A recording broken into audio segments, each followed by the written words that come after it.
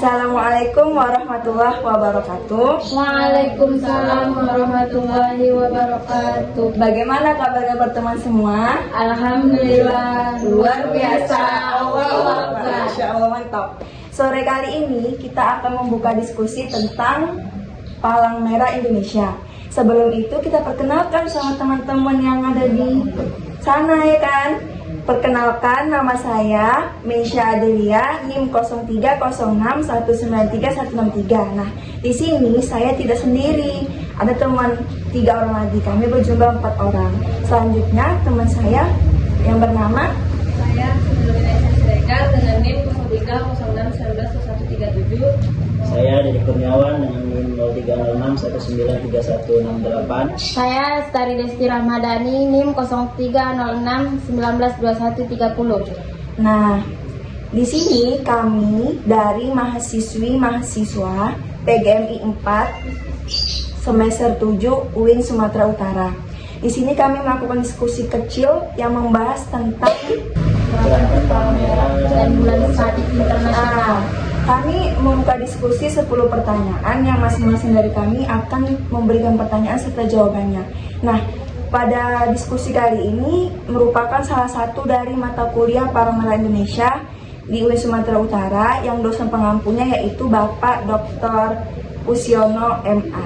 Lanjut saja ya, kita langsung mulai diskusinya. Siapa yang pertama kali nanya? Saya ingin bertanya kepada saudari Siti Rojina. Menurut Dina, bagaimana Palang Merah Indonesia berdiri di Indonesia? Saya, sebagai perhimpunan nasional yang adil, PMI berdiri berdasarkan keputusan Presiden nomor 25 tahun 1950 dan dikukuhkan kegiatannya sebagai satu-satunya organisasi perhimpunan nasional yang menjalankan tugas kepalang-merahan melalui keputusan Presiden nomor 246 tahun 1963. Oke, terima kasih. Tadi siapa lagi nanya? Saya mau nanya. Ya, Selanjutnya saya mau nanya kepada teman Asteri Desti. ya. Menurut teman Asteri Desti, bagaimana asal mula terciptanya kategori prinsip pada gerakan Palang Merah dan Bulan Sabit internasional? Bagaimana teman Asteri Desti? Asal mulanya itu pada tahun 1921. Pada tahun itu Komite Internasional Palang Merah atau dikenal sebagai IRC mencoba menyusun prinsip dasar sebagai dasar dalam setiap tindakan gerakan. Teks itulah yang menjelma menjadi prinsip dasar negara dan Palang Merah dan Bulan Sabit Merah Internasional yang diproklamirkan pada tahun 1965. Di antaranya prinsipnya yang pertama yaitu prinsip substantif atau prinsip yang meliputi tentang kemanusiaan, dan yang kedua prinsip derivasi atau turunan. Prinsip ini yang meliputi tentang kenetralan dan kemandirian. Dan yang selanjutnya yaitu prinsip organis yang merupakan prinsip yang meliputi tentang kesukarelaan, kesatuan, dan kesemestaan. Selanjutnya saya mau bertanya kepada Dede. Bagaimana sejarah dari Liga Perhimpunan Palang Merah Kepada dan Bulan Dede atau Sabit kepada Merah? Indonesia? Kepada Indonesia ya? Indonesia. Iya, udah. Kamu tanya. Bagaimana sejarah dari Liga Perhimpunan Palang Merah dan Bulan Sabit Merah? Oke, pertanyaan dari saudari Dina mengenai Liga Perhimpunan. Asal mulanya itu Liga Perhimpunan awalnya dia terbentuk pada tanggal 5 Mei 1919. Nah, Liga ini didasari atas komitmen bersama perhimpunan di negara Italia, Jepang, Perancis, Amerika Serikat. Nah, di dalam perhimpunan itu memiliki tujuan. Tujuannya itu antara lain memperbaiki kesehatan masyarakat pada negara yang pada saat itu menderita karena adanya peperangan. Kemudian untuk memperkuat dan menyatukan aktivitas kesehatan yang sudah ada dalam perhimpunan Palang Merah dan untuk mempromosikan suatu pembentukan yang pembentukannya itu berisi pada perhimpunan yang baru. Tapi pada tahun 1991 dari 1919 keputusan itu diambil untuk mengubah nama si Liga Perhimpunan tadi menjadi Federasi Internasional Perhimpunan Palang Merah dan Bulan Sabit Merah atau IFRC gitu ya. Terus oh ya, tadi yang mau nanya, sekarang Ana mau nanya, Ana mau nanya sama Dede. Pertanyaannya, mengapa pada lambang palang merah itu dia berwarna merah putih? Dan tunggu deh, dan kenapa warnanya bukan warna hitam putih? Kenapa mesti merah putih? Jadi lambang gerakan palang merah berwarna merah putih dan bukan berwarna hitam putih karena sebagai bentuk penghormatan terhadap negara Swiss. Konferensi internasional sepakat menggunakan lambang palang merah di atas dasar putih sebagai tanda pengenal untuk kesatuan medis militer dari setiap negara. Kemudian lambang tersebut diambil dari warna kebalikan bendera nasional Swiss, gitu Misha. Palang putih di atas dasar merah. Jadi begitu kenapa lambang palang merah berwarna merah dan putih. Oke, sip. Selanjutnya, siapa yang menanya? Saya Misha, saya akan menanya. Bagaimana bunyi syarat pengakuan yang didirikan oleh Gerakan Perhimpunan Nasional? Saya menjawab pertanyaannya. Sebuah perhimpunan nasional harus memenuhi 10 syarat, yaitu yang pertama, berdiri dalam satu negara merdeka. Yang kedua, merupakan satu-satunya palang merah dan dipimpin oleh pengurus pusat yang berwenang. Yang ketiga, diakui oleh status otonomi. Yang keempat, mempunyai status otonomi. Yang kelima, menggunakan nama dan lambang palang merah sesuai dengan konvensi Jenewa. Yang keenam, terorganisasi. Yang ketujuh, memperluas aktivitasnya sampai ke seluruh wilayah negaranya.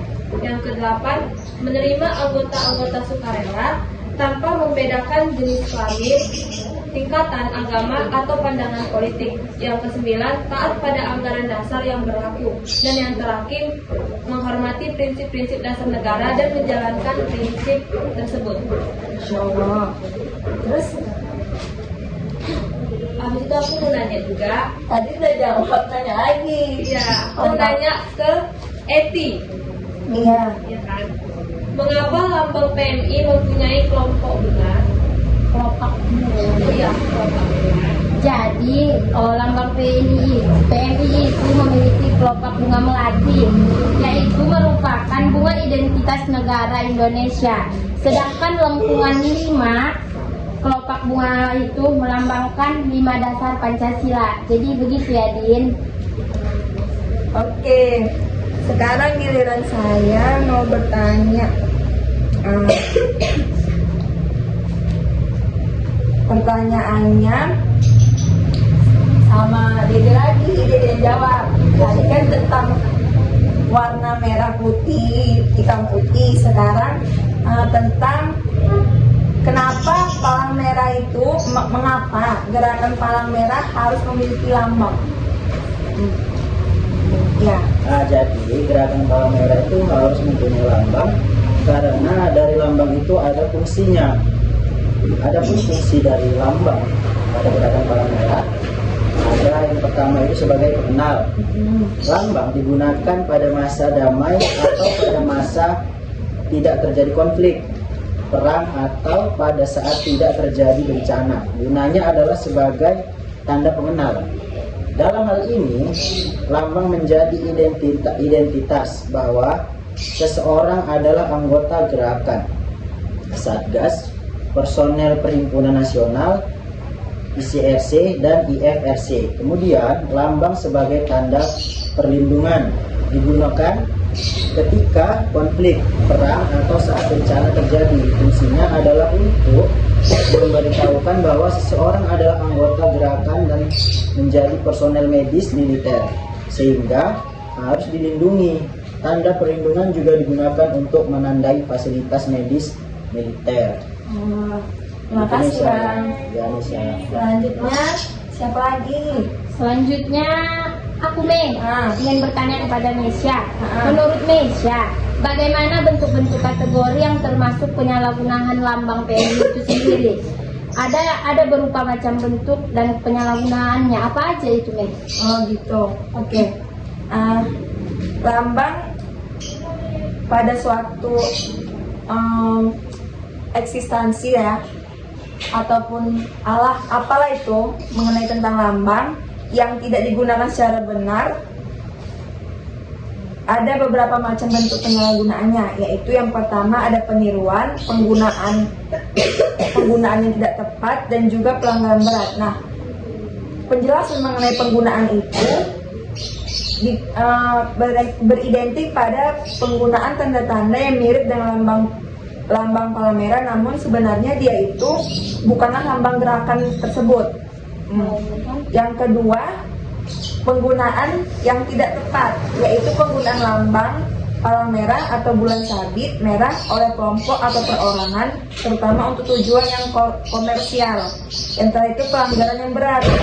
Pada pelanggaran ini, masa perang untuk melindungi personel militer atau perlengkapan militer dianggap sebagai kejahatan militer. Kurang lebih seperti kelas tadi. Ya, terima kasih. Oke, selanjutnya siapa lagi? Nah, Bagaimanakah peran ICRC pada dalam kondisi konflik atau peperangan? awal lagi jawab ya. Iya, Mesya boleh Ya kan? jawab. Perannya sebagai sebuah lembaga yang ada di Indonesia dan yaitu berdiri sendiri atau mandiri, ICRC bertindak sebagai penengah yang netral antara kedua negara yang berperang dan bermusuhan dalam konflik bersenjata internasional ataupun non internasional. Dan pada kasus-kasus yang ada, misalkan kekerasan internasional, dan berusaha untuk menjamin bahwa korban kekerasan tersebut, baik penduduk sipil dan militer, menerima perlindungan dan pertolongan. Kurang lebih kayak gitu. Terakhir siapa? Saya mau nanya yang terakhir.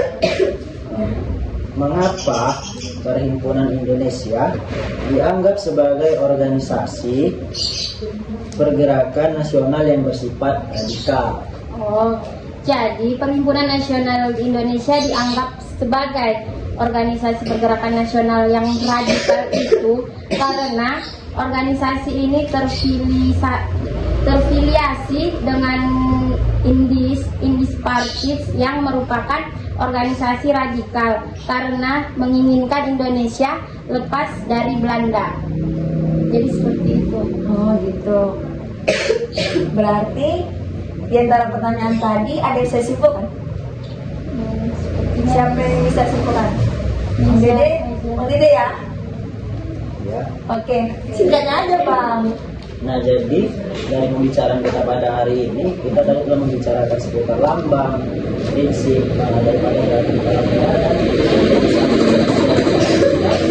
kita mestinya bangga karena ada gerakan Palmera yang menjadi relawan dalam keadaan, baik dalam keadaan konflik ataupun dalam keadaan tidak ada konflik, ataupun bahkan dalam keadaan bencana mereka rela untuk turun tangan, menurut saya.